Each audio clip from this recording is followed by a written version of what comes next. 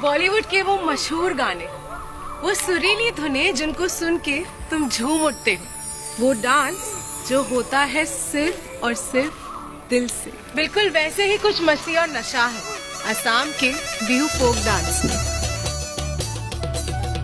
जहाँ बारिश की पहली बूंदे बरसने पर सब में खुशी की लहर सी दौड़ जाती है, जो सबको एक सुर और एक ताल में बांधती है। यही प्यारी धुन और ढोल की गूंजती था और उस पे बेधड़क उछलते ये कदम कर रहे हैं खुले दिल और बाहों से स्वागत तुम्हारा, हमारा और इस फिल्म फेयर की ब्लैक लेडी का।